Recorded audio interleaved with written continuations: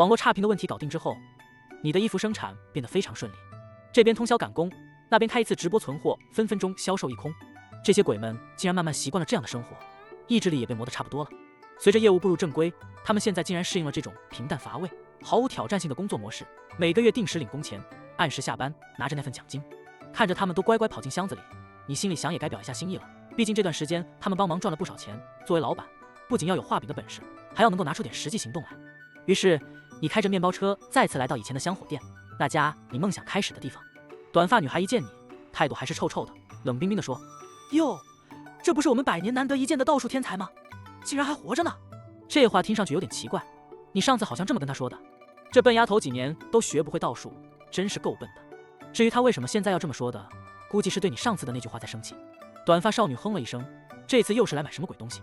我买别墅，带产权的那种，还要有房产证的，还有再来10来沓冥币，1亿1打的。短头发女孩听完一愣，正准备开口嘲讽你怎么跑到香烛店里买别墅，但马上意识到了不对劲，好奇地看了看你。你买那么多冥币干嘛？你家祖宗地府下面欠高利贷吗？你这家伙真是不懂事，这些都是我发工资要用的。你没好气地回应道。说完，你就动手把那个超大号的纸房子搬上小货车，然后头也不回地开车走掉了。短发女孩看到你潇洒离去的样子，不禁笑了起来。她开始觉得这个男人其实挺好玩的，哪怕他总爱吹牛逼。记得之前你拿着5块钱，竟然敢闯进香烛店买水果刀呢。现在这个城市里妖魔鬼怪横行霸道，居然还能找到像你这样超级有意思的人，实在是难得。你把那些东西堆放到工厂后面，因为现在还没到晚上，鬼怪们都在睡觉呢，所以你感到有些无聊。就在这个时候，手机铃声突然响了，一看屏幕，原来又是苏毛。自从上次他被鬼吓到之后，他老爸这个富豪可是非常担心，决定花重金请你到他家，帮他们再多添购一点辟邪驱鬼的东西。尽管你不想答应，但是收到的出场费实在是太诱人了，于是你只能勉强答应了下来。只见苏毛穿着淡蓝色的紧身裙子，紫色腰带，还戴着一顶深蓝色的帽子，看起来是精心打扮过一番。他精致的脸蛋化了淡淡的妆，显得清新脱俗。只是你总觉得他脸色再苍白一些的话就更好看了。终于到了苏家豪宅，苏毛爸爸正和几个生意伙伴谈事，见到女儿回来本没太在意，但一见到你，立刻放下翘翘的2郎腿，激动地站了起来。陈先生3步并作2步走来，哎呦，没想到毛儿还能请动您，快请里面坐。你作为一名悍匪，看到以前的目标富翁这样对你，不禁有些尴尬。毛儿说家里怕招惹协会，于是说请您帮你处理。苏老板说着，从口袋掏出张支票，随手写了100万塞给你。你还没回过神，就已经揣进口袋。100万够溜几趟街捉鬼的了。拿起毛笔，你走到别墅大门前，淡淡写下8个字：子夜悍匪朋友之家。然后在众人惊讶的眼神中转身离开。午后你们到了酒吧，鬼混了那么久，确实该和人交交朋友了。苏毛在喝酒间嘟着嘴，似乎有点生气。你以为我那几个字不值钱？你疑惑道。其实苏毛气的是他爸太小气，只给了100万。原来这丫头是在为这个闹情绪。夜幕降临，没有人愿意外出。酒吧白天人气旺盛，可如今你发现这间酒吧竟弥漫着浓重的阴气，还有些别的什么味道，而且每天都会有人丧命。苏毛去吧，抬点了2杯酒。你尝了尝，说道：这里恐怕每天都在死人啊。苏毛吓了一跳。就在这时，一个16、17岁的少女忽然从吧台后面站起来，很美甚至很可爱，穿着一身红色的旗袍风的衣服，额头刘海平整修剪，后面一头黑发披肩。这位小哥哥是警察。你看了眼说话的少女，她声音很温柔，却也很冷，带着杀气。不是。少女呵呵一笑，看似可爱，却也无端让人觉得阴森。那你怎么说这里每天死人？你轻微将苏毛拉到身后一些，随即端起酒杯。这酒吧里有你这样的邪祟，每天死人倒也正常。此话一出，那红袍少女大眼睛圆的，你是什么人？我是什么人不重要，重要的是你不是人。你说完，脸上露出一丝变态的笑容，那笑容让红袍少女都是一惊，莫名胆寒。我有个规矩，每天吸一个人的精气。你很蠢，不应该说出我的身份，所以今天的目标就是你了。很抱歉，除了精气，别的可以让你吸一点。红衣少女怒火点燃，忽然拿出一沓红色的纸张，还有一把锋利的剪刀，剪裁出一堆好看的纸人。没谁敢这么挑衅我。那些小人们像是得到生命，全都活蹦乱跳地飘荡在空中，发出惊悚的声音。他们就像一群小恶鬼向你袭来，但你一脸淡定，从背后掏出大砍刀，猛地一刀横扫过去，所有的纸人都撕裂落地。不过这混乱的场面没有引起别人注意。这时你脸上露出惊喜，看了眼满地的纸人。岳绮罗，没想到你还是个手艺人啊，真是使得一手好剪刀。我厂里缺你这样的人才，跟我走吧。说罢，你猛地跃起，跳过酒桌，飞扑向岳绮罗，对着他狠狠砍下一刀。岳绮罗见状连忙躲开，再次发动咒语，释放出一团凶猛的邪气朝你攻来。但你毫无畏惧，全力挥舞起大砍刀，砰！一声破除邪气，压倒一切。红色的光芒闪耀在岳绮罗的眼中，试图掌控你。然而，你心中只有一个信念：把这个厉害的手工大师转进厂里当裁缝。他手艺太好了，这不把他弄到厂里打机器，岂不是可惜？拿起西瓜刀，岳绮罗吓到了，急忙喊：“停下来！”刚好那刀停在岳绮罗头顶。你想好跟我回工厂工作吗？我可没答应，但聊聊还是可以的。我们之间并没什么深仇大恨嘛。嘿嘿，没仇。之前不是刚说过想杀我吗？一步跨前，西瓜刀就在岳绮罗背后划破一道口。岳绮罗痛得大叫，摔在地上。接着转过头来看你，身体周围散发着淡淡的红光。住手！我愿意和你回去。伤痕累累的岳绮罗不想再争斗了，只想暂时稳住你。你也没打算继续，只想趁机骗他回场。再次回到吧台，苏门见你安然无恙，立马放下心，又看了看你身旁的岳绮罗。他没想到，这看起来漂亮可爱的16、17岁的少女，居然是一个厉害的邪修。酒喝完了，你自己回家吧。你对苏门说，却不等苏门回答，又补充说道：“记得下次不要再去乱糟糟的地方，说不定就有这些怪人出现。”一边说一边看着岳绮罗。岳绮罗撇撇嘴，也懒得多说什么。走出酒吧，在阳光照射下，虚弱的岳绮罗显得更加苍白。他虽受重伤，但是拥有一身邪法，有不灭的灵魂。理论上讲，他比一般的歪门邪道还邪乎。就算大白天能出来晃悠，可是太阳太大，照样搞得他难受。回到厂里，你指了指裁剪机，你那剪纸功底，简单裁件衣服，用这机器应该不成问题。以后这件事就归你了，好好干哦。干得好的话，说不定能升裁剪组小组长。岳绮罗听完后，他心中暗自嘲笑，但表面装作平静地开始学习操作机器。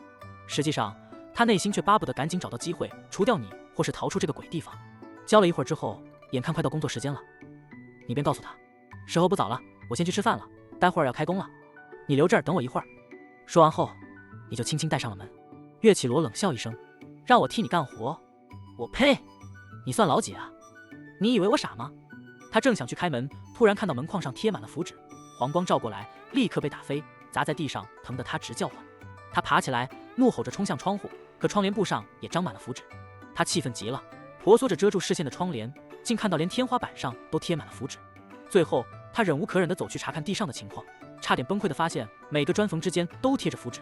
他气得捶胸顿足，狠狠地骂自己没用，完全被困在这个鬼地方。想了一会儿，他终于明白，也许不得不真要给那个混蛋干了。尽管专业对口，但这也真是难为他了。他很郁闷，看到工厂里那些做衣服的布料被裁得奇形怪状的，他心里不禁暗骂：垃圾！没想到他竟然还有冲动想去亲手纠正这个错误，毕竟他在这方面还是挺有天赋的。突然间，他想起来自己带着手机，这么多年他虽然跟现代社会脱节，但手机这东西他还是会玩的。他赶紧把手机解开锁，想了想，就直接打给了林警局。喂，是林警局吗？我这儿有个厂，都是些妖魔鬼怪在做衣服，你们管不管呀？电话那头的女士愣了一下，然后半信半疑地回道：你说的是工厂里有妖魔鬼怪在做衣服？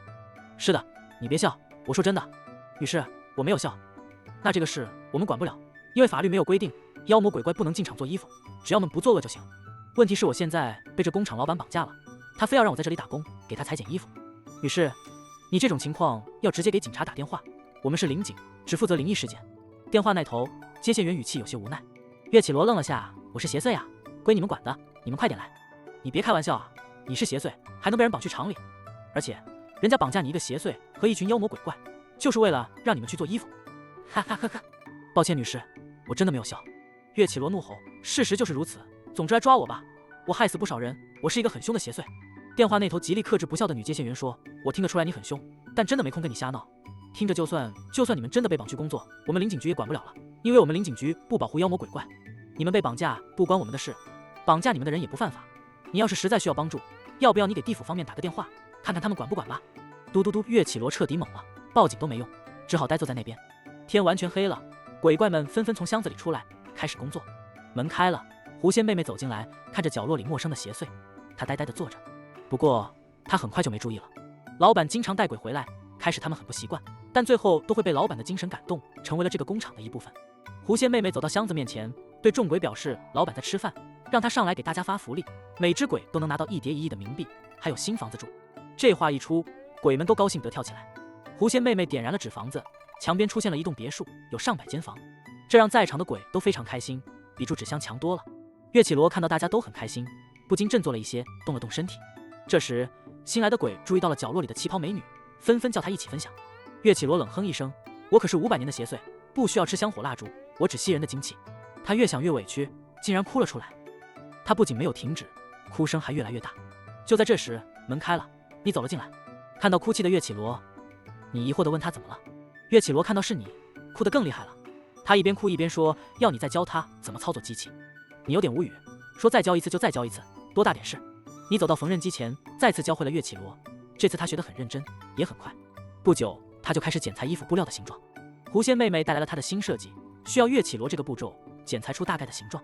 本来这个步骤遇到新款衣服可能会失败几次，但岳绮罗看了一眼就准确地裁出了最合适的形状。后面的红衣恶鬼拿过去看了看，惊讶地说道：“做得真好，一次就成功了，你可是真是个天才啊！”岳绮罗在厂里风光无限，其他的妖魔鬼怪争着来看他的大作。粗眉恶鬼拿着他缝好的衣服看了半天，然后直呼行家：“原来咱们厂这次招了个狠角色，裁剪的跟狐仙妹妹设计的没差，真好看。”狐仙妹妹跑过来，一眼就喜欢了这个衣服，她夸道：“这就是我设计的，比我设计的还好看。”听着大家都热情洋溢地赞美她，并赞叹于她的技艺，岳绮罗心里美滋滋的舒服。她笑着说：“其实我刚刚没太认真裁剪呢，我再搞一个看看。”于是她拿出一块布料，在机器上一折腾，立马搞定。红衣厉鬼赶忙缝好，拿起来一看，大家再次惊呆。虽然不知道到底怎么回事，但这件衣服比上一件好多了。群鬼们又开始欢呼起来，纷纷为他鼓掌。太棒了，美女，你真是高手！这次岳绮罗裁剪的随性，但效果却出奇好。听到大家的夸奖，他感到责任重大。他深吸一口气说：“从现在开始，我要当正式的裁剪组组长了。”掌声响起来。这么一来，岳绮罗就被吹捧得找不着北了。高兴得继续干活。这时他电话响了，警察打来：“岳绮罗，你真的被绑架了？”“是啊，可我现在是自愿的呀。”“你说的妖魔鬼怪是你厂里的同事？”“没错啊。”警方那边沉默了一会儿，接着说道：“那你说的绑匪是谁？”“是我老板啊。”“对了，你是被强迫的？”“没有，我自愿的。”岳绮罗说完就挂了电话。这下他心里踏实了，直接成了工厂的中流砥柱和顶端技术员工。你看，像女僵尸和狐仙妹妹，提前给他们3000元工资，毕竟他们得生活，尤其是僵尸得去买血。工资发完时，你看到大家都努力工作，感到很欣慰。虽然厂里有4条生产线，但人还是少，杂活没人管，所以你还是打算再找点小鬼。看着大家忙得团团转，你也不瞎操心，自顾出门了。腰后的西瓜刀随时准备着，只为对付那些妖魔鬼怪，随时绑架他们。夜晚的街头宁静，鬼魂偶尔飘荡，但他们对你的工作没兴趣，所以你主要的任务就是抓作恶的鬼，直接绑架就是了。走着走着，背后传来汽车声，你回头一看，一辆公交车缓缓驶来。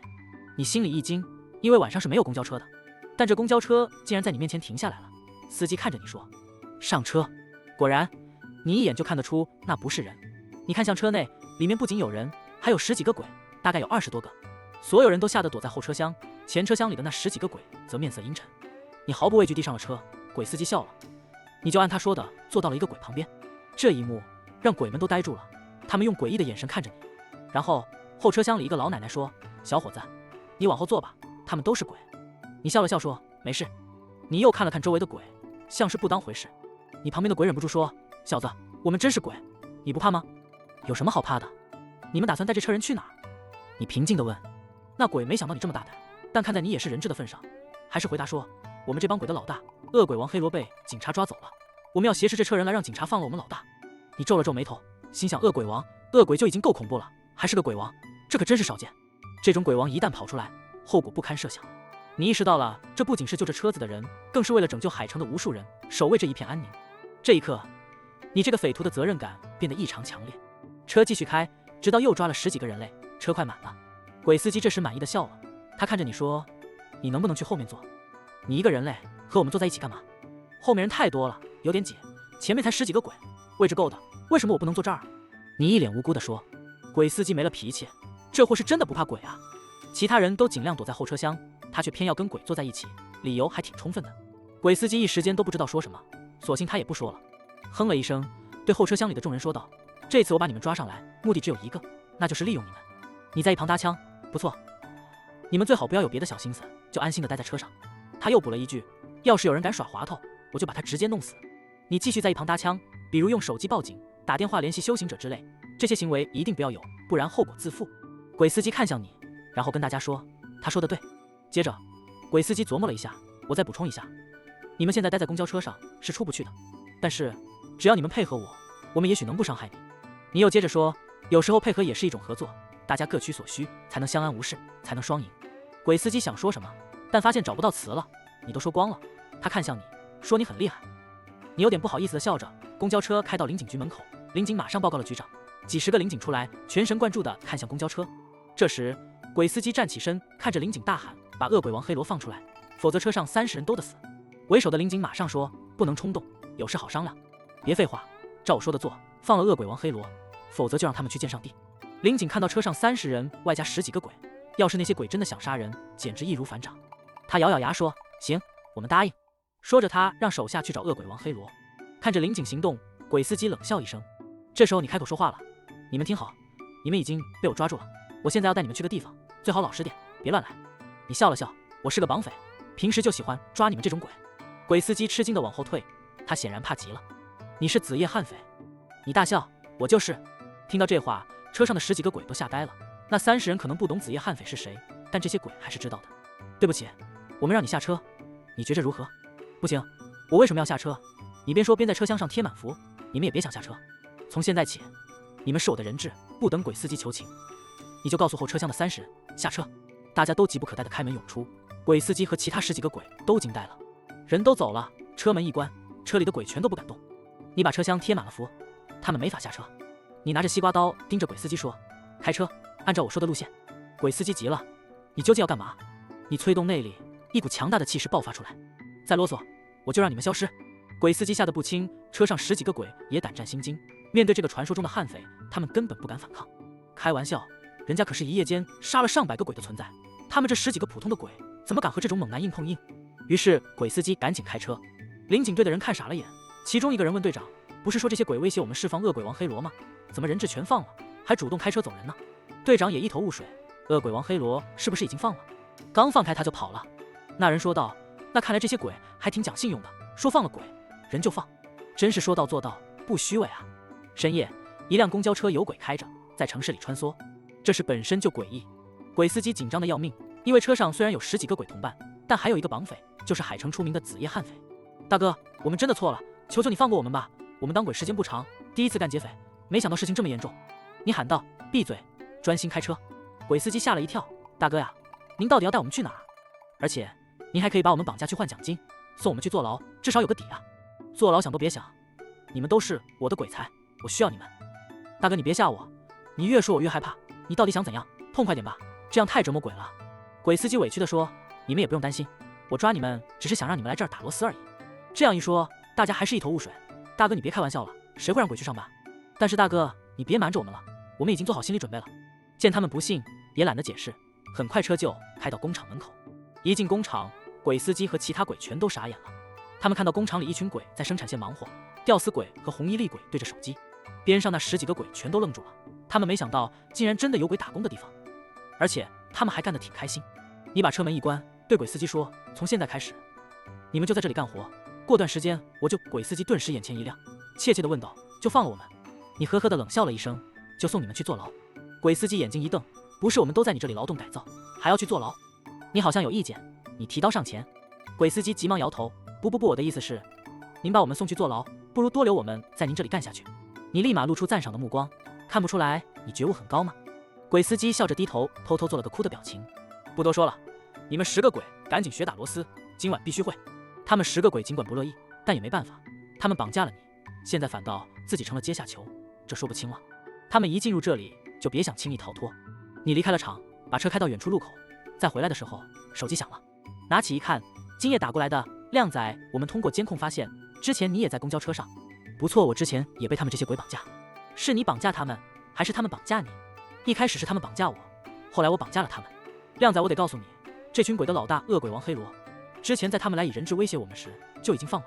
你把恶鬼王黑罗的小弟们绑架，他肯定会去找你，你要小心啊，早做准备啊，以免吃亏。但从今夜的语气看来，他并未抱太大担心。好的，我知道了。你听到电话那头挂断后，回到楼上，对大家说：“恶鬼王黑罗是不是很厉害？”粗眉恶鬼闻言，鬼王那真的很厉害，一个城市出一个鬼王就是大乱。岳绮罗接着说：“我们这些跟鬼王比起来就是小菜鸟，鬼王至少有2000年修为。”你眉头一皱，觉察到事情可能没那么简单。这时鬼司机支支吾吾地说：“其实……”没等他说完，你就阻止了他：“你别说了，就算你老大是鬼王，我也不怕你。你说完，看向别的妖魔鬼怪，说不定恶鬼王黑罗要来找麻烦，我会做好准备，你们只要安心上班。说完，你下楼回房间，画了各种符：杀鬼符、驱邪符、五雷符、金光符，还把之前买的八卦镜再次开光。西瓜刀上染了自己的精血，一切准备好了，你又回到厂里，坐在门口，紧紧盯着房门。时间慢慢过去，你一直不敢放松警惕。终于后半夜的时候，厂门外传来敲门声，所有妖魔鬼怪都吓得紧张起来，只有你淡定地走上前。这时，门外响起一阵低沉的声音：“我是恶鬼王黑罗，你居然敢绑架我的人！”你咽了口口水，猛地打开门，门口站着一个披着黑色披风的男鬼，看上去普普通通，但你不敢掉以轻心。放了我的人！你哼了一声，少废话，来吧！你大喝一声，突然一个八卦镜飞向他，同时一张张符咒射出，接着你拿起西瓜刀，直接向他猛挥过去。这一切吓得恶鬼王黑罗都懵了，面对这么多恐怖的攻击，他甚至没来得及反应，就被八卦镜击中，重重的飞了出去。接着一系列符咒缠住他，噼里啪啦的炸开，让他一直惨叫。然而他没有死，你上前一步，西瓜刀直接劈过去，眼看着他就要灰飞烟灭。就在这时，恶鬼王黑罗叫道：“住手！我是来找我兄弟的。”你此刻也很懵逼，眼前这鬼经过一系列攻击后，都快要魂飞魄散了，不由得有些疑惑的说道：“鬼王就这么点实力，这么不经打，这鬼王也太弱了吧？哪有说的那么夸张？”那鬼愣了，虚弱的说：“什么鬼王？你呀，你不是鬼王吗？大佬，你是不是对我有什么误会？”“什么误会？你不是恶鬼王黑罗吗？”那鬼痛苦的说道：“你看有没有这么一种可能，是这么分段的：恶鬼王黑罗。”你瞬间愣住，搞了半天你姓王啊？